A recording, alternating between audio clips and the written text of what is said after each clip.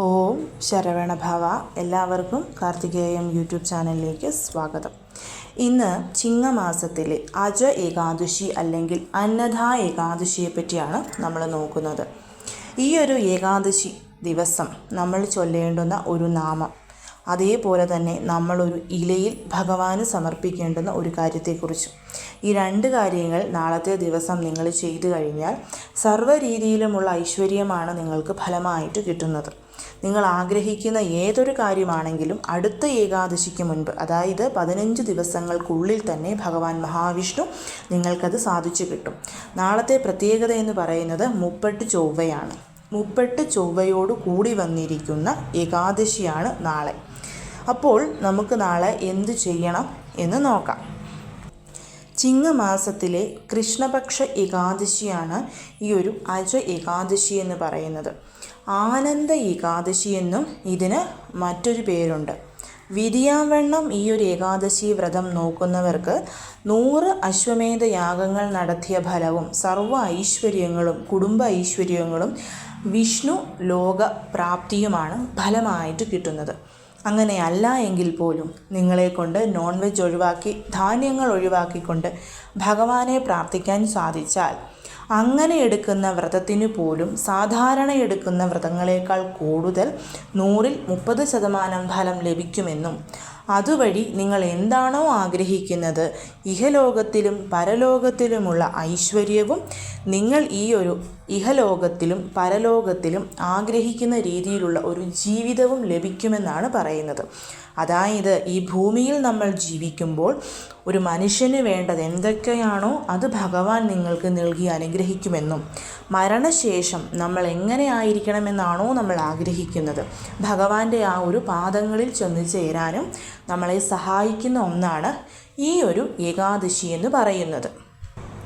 ഒരു മനുഷ്യൻ ഈ ഭൂമിയിൽ ജീവിക്കാൻ വേണ്ടുന്ന എല്ലാ രീതിയിലുമുള്ള ഐശ്വര്യങ്ങൾ ലഭിക്കും. മരണശേഷം മോക്ഷവും മുക്തിയും ലഭിച്ച് അവൻ്റെ ആത്മാവ് സായുജ്യമടയുകയും ചെയ്യും. അതുകൊണ്ട് തന്നെ സാധാരണയായി വ്രതമെടുക്കുന്നവരെല്ലാവരും അങ്ങനെ തന്നെ വ്രതമെടുക്കുക.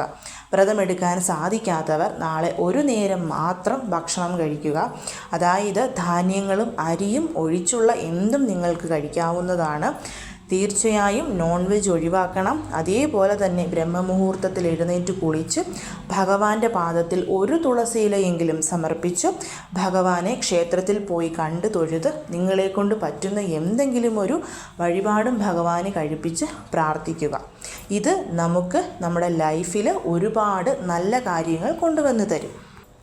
നാളെ വ്രതമെടുക്കാൻ സാധിക്കുന്നവരും ഇനി ഒരു രീതിയിലും വ്രതമെടുക്കാൻ കഴിയാത്തവരുമാണെങ്കിലും നാളത്തെ ദിവസം നിങ്ങൾ ക്ഷേത്ര ദർശനം നടത്തണം.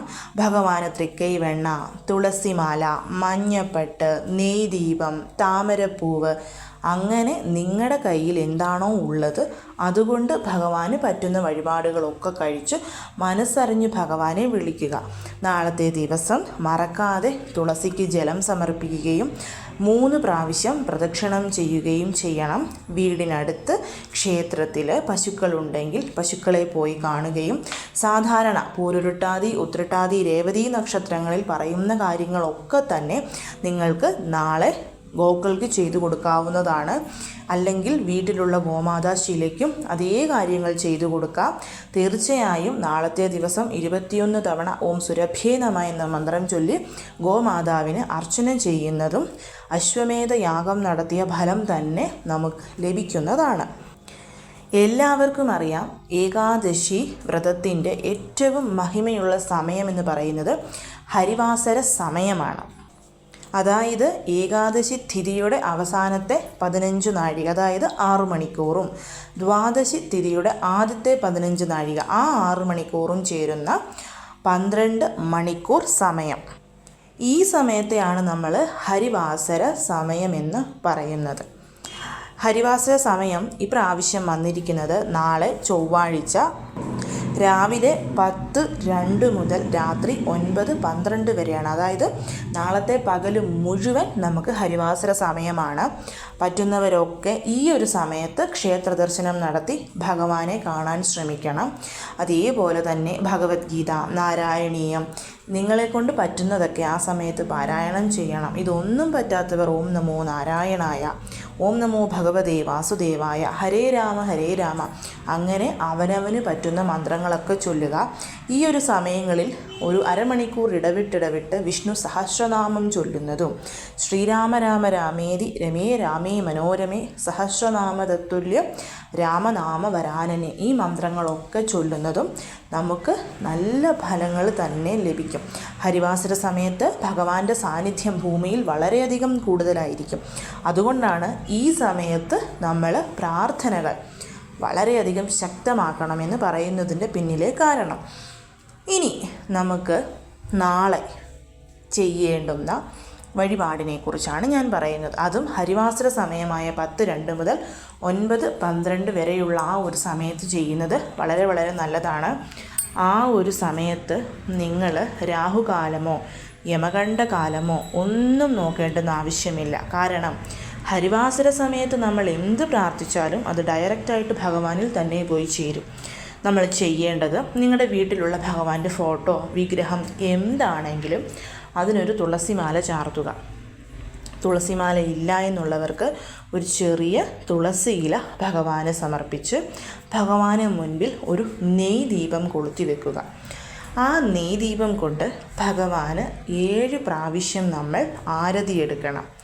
എങ്ങനെ ആരതി എടുക്കണം? 3 പ്രാവശ്യം ഭഗവാന്റെ മുഖത്തിനും 3 പ്രാവശ്യം ഭഗവാന്റെ പാദങ്ങൾക്കും 1 പ്രാവശ്യം ഭഗവാനെ മുഴുവനായും നമ്മൾ ആരതി എടുക്കണം.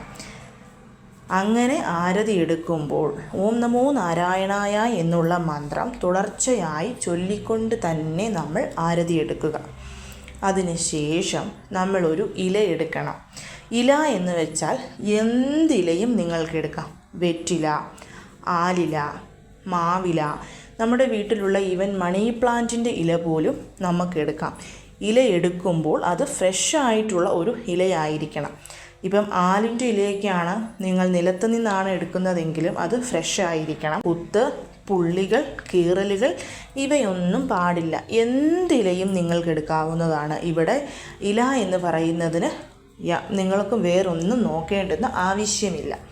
ആ ഒരു ഇല എടുത്തിട്ട് ഒരല്പം മഞ്ഞൾ റോസ് വാട്ടർ കൊണ്ട് ചാലിക്കുക.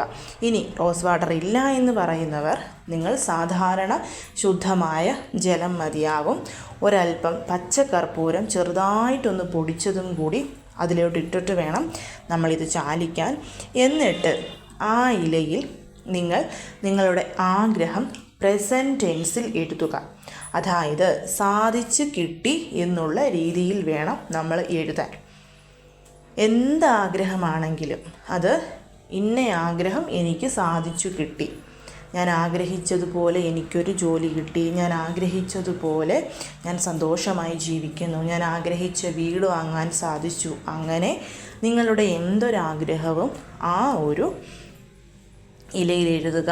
ഇലയിൽ എഴുതിയിട്ട് 10 മിനിറ്റ് നമ്മൾ നമ്മുടെ 2 കൈയിലും ആ ഇല പിടിച്ച് ഭഗവാനെ നോക്കിയിട്ട് നമ്മൾ ഓം നമോ ഭഗവതേ വാസുദേവായ എന്നുള്ള മന്ത്രം 10 മിനിറ്റ് ചൊല്ലുക.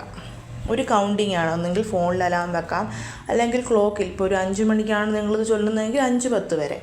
അങ്ങനെ ഒരു 10 മിനിറ്റ് നിർത്താതെ നമ്മൾ ചൊല്ലുക. ചൊല്ലിയതിന് ശേഷം അത് നിങ്ങൾ ഭഗവാന്റെ ആ ഒരു ഫോട്ടോയോ വിഗ്രഹമോ എന്താണോ ഉള്ളത് അതിൻ്റെ അടുത്തായിട്ട് വെച്ചിരിക്കുക. അന്നത്തെ ദിവസം മുഴുവൻ അതവിടെ ഇരുന്നോട്ടെ. ഞാൻ വീണ്ടും പറയുന്നു, ഹരിവാസര സമയത്ത്, അതായത് നാളെ രാവിലെ 10:02 രാത്രി 9:12 ഇടയ്ക്കുള്ള സമയത്ത് ഇത് ചെയ്യുന്നതാണ് ഏറ്റവും നല്ലത്. പിറ്റേ ദിവസം ബുധനാഴ്ച രാവിലെ നിങ്ങൾ എഴുന്നേറ്റ് ഏകാദശി പാരണയൊക്കെ വീടിയതിന് ശേഷം ആ ഒരില അതുപോലെ എടുത്ത് നിങ്ങളുടെ വീട്ടിലെ ബുക്കിനുള്ളിൽ സൂക്ഷിച്ചു വെക്കുക. ബുക്ക് എന്ന് പറയുന്നത് ഭഗവത്ഗീത, രാമായണം, നാരായണീയം, സന്ധ്യാനാമ കീർത്തനങ്ങൾ, ദേവീ മഹാത്മ്യം, ലളിതാ സഹസ്രനാമം, എന്ത് ബുക്കാണോ നിങ്ങളുടെ കയ്യിലുള്ളത്, നാമം ജപിക്കുന്ന ബുക്ക്, അതിൽ എന്ത് ബുക്കാണോ ഉള്ളത് ആ ബുക്കിനുള്ളിൽ ഈ ഇല സൂക്ഷിച്ചു വെച്ചിരിക്കുക.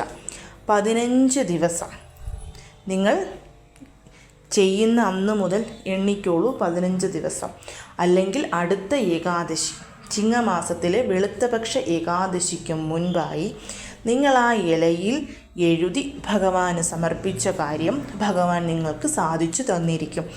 അതുവരെ നിങ്ങൾ ആ ഒരു ബുക്ക് തുറന്ന് ആ വെച്ചിരിക്കുന്ന ഇല നോക്കാൻ പാടില്ല എന്നുള്ളതാണ്. ഇപ്പം സ്ഥിരമായി നിങ്ങൾ എടുക്കാത്ത ഒരു സന്ധ്യാനാമ കീർത്തനത്തിലോ അല്ലെങ്കിൽ വലിയ ബുക്കിലോ വെക്കുന്നതായിരിക്കും നല്ലത്.